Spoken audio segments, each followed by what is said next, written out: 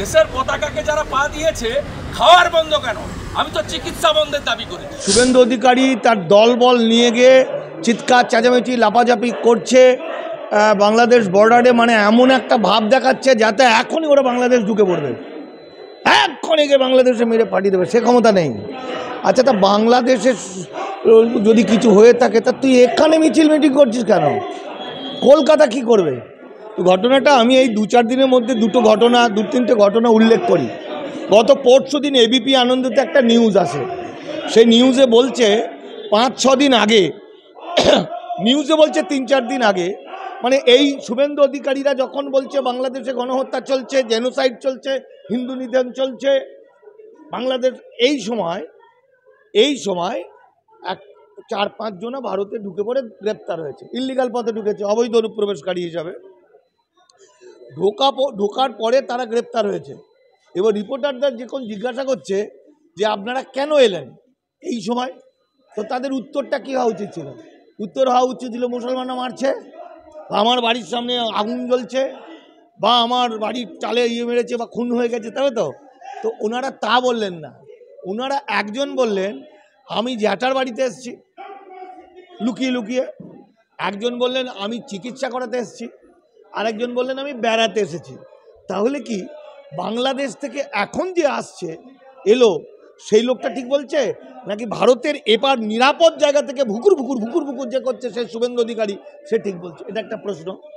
আজকের সকালবেলায় একটা চ্যানেলে, মনে হয় কোনো ক্যানাডার চ্যানেল হবে, বাংলা চ্যানেল, কিন্তু ক্যানাডা থেকে পরিচালনা করে, সেইখানে দেখছি আমাদের এক ঘনিষ্ঠ ছেলে ছিল, আমি নাম বলছি না এখানে,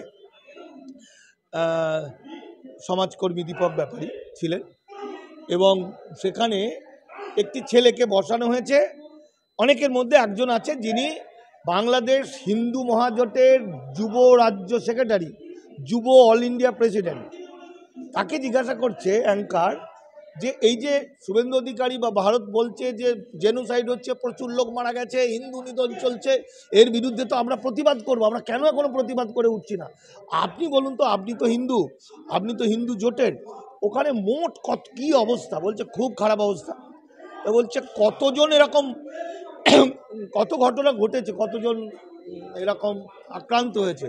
তখন সে বলছে 1000 মতো আক্রান্ত হয়েছে, আর প্রচুর মন্দির ভাঙচুর হয়েছে। তখন এরা বলছে, অ্যাঙ্কার বলছে ঠিক আছে আপনি মাত্র 5টা নাম বলুন, আপনি তো নেতা, এই 5টা নাম বলতে গিয়ে পায়খানা করে ফেলার জোগাড়, দুর্গন্ধ ছড়িয়ে পড়েছে। তার কারণ হচ্ছে ও একটাও নাম বলছে না, বারবার বলছে 1 ঘন্টা সময় দিন, 1 ঘন্টা সময় দিন। আসলে ঠিক একইভাবে তারপর আর একটা এলো হিন্দুত্ববাদী নেতা, মানে হিন্দুত্ববাদী না, হিন্দু, কিন্তু হিন্দুদের স্বার্থ নিয়ে কাজ করে, ভালো ছেলে বাঙালি। তাকে যখন জিজ্ঞাসা করছে সে বলছে যে 2001 সালে এবং 2021 সালে যে অবস্থা বাংলাদেশে হয়েছিল আজ তার তুলনায় কিছুই হয়নি, অথচ বাংলাদেশ নিয়ে এত প্রচার হচ্ছে, এটা ভারত বাংলাদেশের বিরুদ্ধে ষড়যন্ত্র করছে।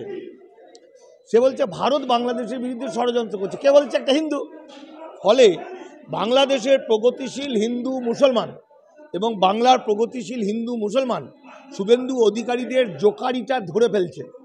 আসলে শুভেন্দু অধিকারীদের 2025 সালের মধ্যে ভারতকে হিন্দু রাষ্ট্র ঘোষণা করার যে পলিসি শেষের দিকে এসে গেছে, এবং সেখানে মুসলমানদের ওপর নানা রকম টর্চার হবে, কিন্তু পশ্চিমবঙ্গে হিন্দু মুসলমান দাঙ্গা লাগাতে পারছে না।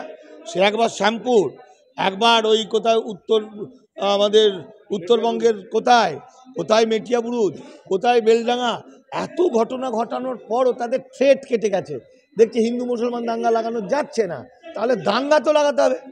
দাঙ্গা না লাগালে এখানে যে ওয়াকফ বোর্ড বিল আনার মধ্যে দিয়ে মুসলমানদের সব সম্পত্তি প্রয়োগ করে নেব, ইউসিসির মাধ্যমে নামাজ আজাদ জাকাত সব কেড়ে নেব, কই এখনো পর্যন্ত মানুষের দৃষ্টি ঘুরিয়ে দিতে না পারলে তাহলে তো মানুষ এটা নিয়ে আন্দোলন করবে। ফলে ওরা ওই বাংলাদেশকে ধরেছে, সব শালাকে ছেড়ে দিয়ে মেরে শালাকে ধরি। একটা ছোট্ট রাষ্ট্র বাংলাদেশ, বাঙালির রাষ্ট্র, কষ্টের মধ্য থেকে 30 লক্ষ প্রাণের বিনিময়ে তারা একটা রাষ্ট্র তৈরি করলো, হিন্দু মুসলমান উভয়ে, যারা আজকে পৃথিবীর নানা প্রান্তে লেখাপড়ায় এতটাই তারা উন্নতি এতটাই তারা উন্নতি করেছে, বিভিন্ন ছেলেমেয়েরা আজকে সারা পৃথিবী জুড়ে তারা চাকরি করছে। শুধু নিজের স্বার্থে চাকরি করছে না, প্রত্যেকজন তার দেশকে টাকা পাঠাচ্ছে। এমনিতে উন্নতি হবে বাংলাদেশে কি করে? আমাদের ভারতবর্ষের বিজেপি, তারা বিজেপির নেতা মন্ত্রী কর্মীরা খালি টাকা কি করে ঝাড়বো, কাঞ্চন আর কামিনী লাগবে ওদের, নারী আর টাকা। হ্যাঁ, এই নিয়ে কোথায় টাকা নিয়ে পালানো, এই ব্যাংক লুট করা, এইগুলো হচ্ছে বিজেপি আরএসএস। আর বাংলাদেশের ওই ছেলেমেয়েগুলো প্রচুর লেখাপড়া করছে। কেন? আমার দেশকে আমি ভালোবাসি, আমার সোনার বাংলা বলে ১৫০০ জন প্রাণ দিয়ে দিল। এই যে ঝামেলার পিরিয়ডে যখন বলছে বাংলাদেশে গণহত্যা চলছে হিন্দুদের, তখন হিসাব করে দেখা যাচ্ছে, স্ট্যাটিস্টিক্স বলছে এই যাবৎ ৯ জন মারা গেছে হিন্দু, ৫ জন রাজনৈতিক কারণে, আর মুসলমান মারা গেছে ১৫০০। এই তো ফারাকটা এরকম। আর মুসলমান ছেলেরা, মুসলমান হিন্দু বোধ যারা বাংলাদেশের ছেলেমেয়েরা পৃথিবীর নানা প্রান্তে, কেউ সায়েন্টিস্ট, কেউ ঐতিহাসিক, কেউ প্রফেসর, সেখানে চাকরি করছে আর টাকা পাঠাচ্ছে নিজের সরকারকে ডিভিডেন্ড পাঠাচ্ছে না, যে আমি এটা জানি না, এটা পাঠাতে হয়, টাকা পাঠাচ্ছে। কেন না? নিজের দেশটাকে, নিজের বাংলাকে সুন্দর করব। আর সেখানে দেশপ্রেম শেখাচ্ছে। আজকে ভারতবর্ষ এত বড় একটা দেশ, যে দেশ প্রতিটি পাশাপাশি রাষ্ট্রের সঙ্গে ঝগড়া করে, একটা খিটখিটে বুড়ি টাইপের হয়ে গেছে, সবার সঙ্গে খারাপ। ভারতবর্ষ সবার সঙ্গে খারাপ ঝগড়া। ফলে ভারত যত বড় দেশ হলে কি হবে, নীতি অনুযায়ী ভারতের বিভিন্ন রাজ্যকে টুকরো করে দেবে, ভারতের বিভিন্ন মানুষকে বেনাগরিক করে তাদেরকে শেষ করে দেবে, ভারতের শত শত বছর ধরে বসবাস করা মুসলমানদেরকে নির্মম অত্যাচার করবে।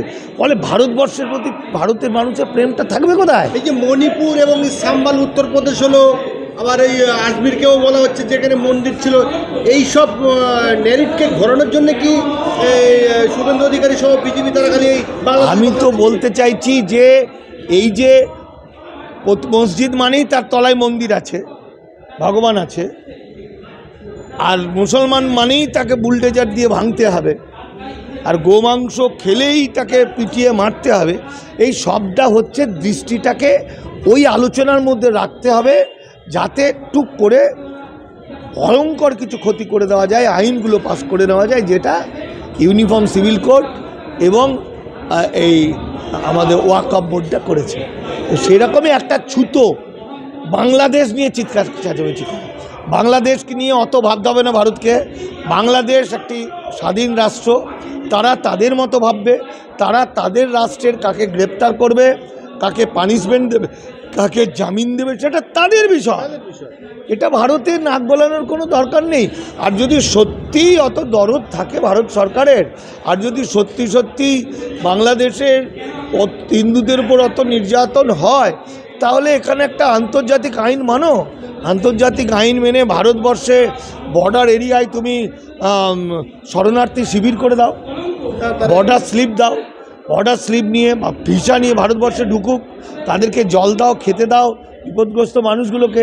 আবার প্রবলেম সলভ হয়ে গেলে তারা নিজের দেশে ফিরে যাবে। আবার সেটাতেও যদি তোমাদের মনে হয় যে না আরও বেশি ক্ষতি হচ্ছে, তা সৈনিক পাঠাও, যাও, বাপের ক্ষমতা থাকে যাও।